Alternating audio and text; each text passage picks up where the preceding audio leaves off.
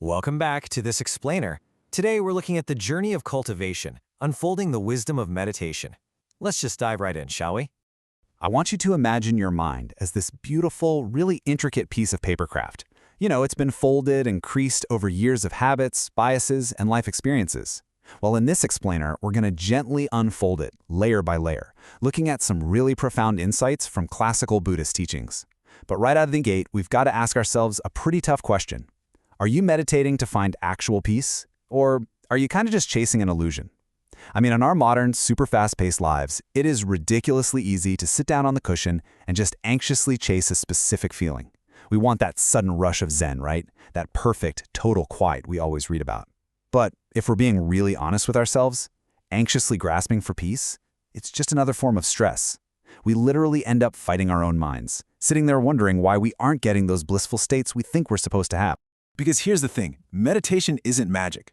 Actually, it follows the very basic law of cause and effect. Think of it like an equation. On one side, we have cultivating the cause. That's your grounded, honest daily practice where you simply observe the breath and just sit with what is, totally devoid of expectations. On the other side, we have chasing the effect. This is when we fixate on achieving that deep concentration, or what the classical texts call jhana or dhyana. If you're constantly hyper-focused on the fruit on the right side of the equation, you completely forget to water the seed on the left. So the absolutely crucial point here is to plant the right seeds. If you just focus on the cause, the fruit of concentration is going to naturally ripen all on its own. But tending to those seeds, that requires some really honest reflection. The source material actually highly recommends keeping a meditation diary, like a real tangible record of your daily sessions. Not to beat yourself up or judge yourself, but to honestly face yourself. Ask yourself, how long did I actually practice today? What was my real focus level? And maybe most importantly, what specific hindrances popped up? Was it greed, like wanting a better feeling? Was it sloth and you were just kind of nodding off? Or actually, maybe you recognized a sudden hidden seed of anger or resentment that flared up the exact second your mind finally got quiet. Facing these paper-thin layers of our ego honestly, man, that is vastly more effective than just sitting there imagining we're these advanced, perfectly peaceful practitioners. So, when we do this honest, consistent practice, it maps out a really distinct progression, kind of like an origami lotus slowly blooming. According to the classical Buddhist text, the Cheng Seshalon, unfolding the breath happens in 4 key stages. First off, we start purely with physical awareness. That just means observing if the breath is short or long without trying to change or force it. Second, an emotional shift happens. As your breath settles down, you naturally start to experience a gentle joy and just physical comfort. Then, third, a cognitive realization dawns on you. You begin to observe the subtle impermanence of your own mind, literally watching your thoughts arise and just vanish. And finally, ultimate release, a total cessation and a letting go of the ego's tight grip. It's a literal step-by-step journey, starting from just the physical breath all the way to profound mental liberation. Now here is a really vital reminder to keep us grounded along the way. That fleeting, quiet mind you might experience, it's a signpost, it is not the destination. Sometimes, you might sit down, the stars align, and for 10 minutes your mind is just perfectly still, and it feels absolutely beautiful. But a super common misconception is mistaking that occasional accidental quietness for true dhyana or true concentration. Our sources emphasize that real meditative stability isn't a fleeting accident. It's a reliable state that you can access at will.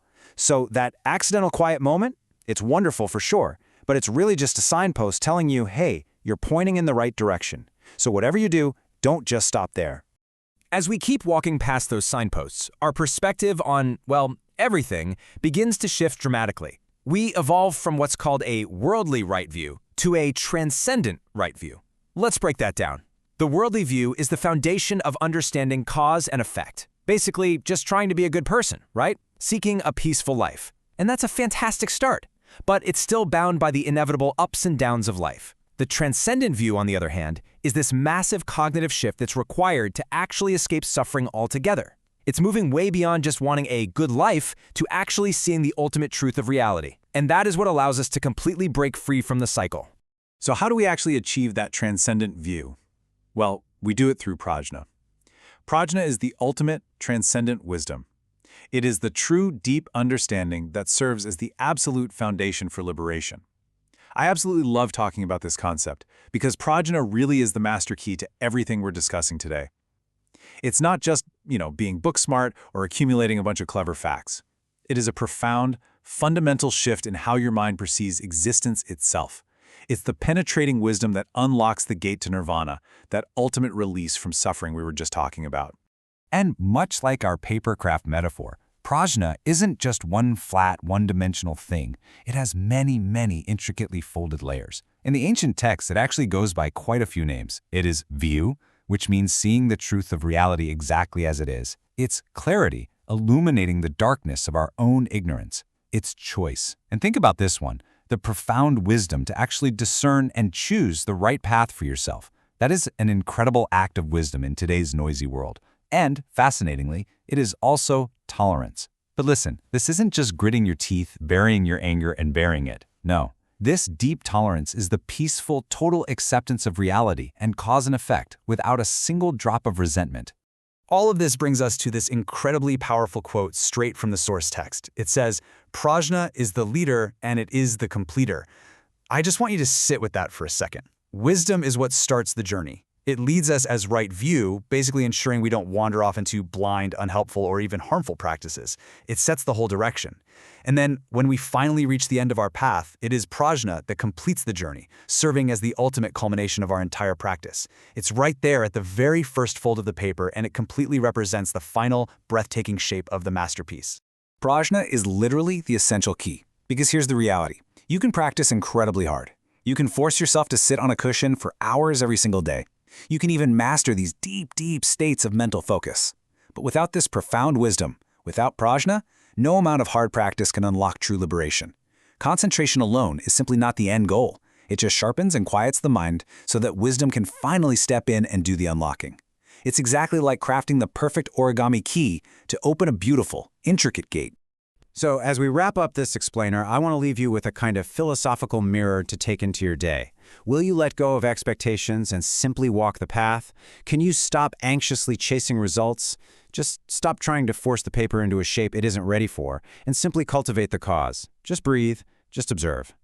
Tending the garden of your mind with honesty, patience, and a growing wisdom, well, that is the true journey. Thank you so much for joining me on this exploration today, and until next time, keep gently unfolding your wisdom.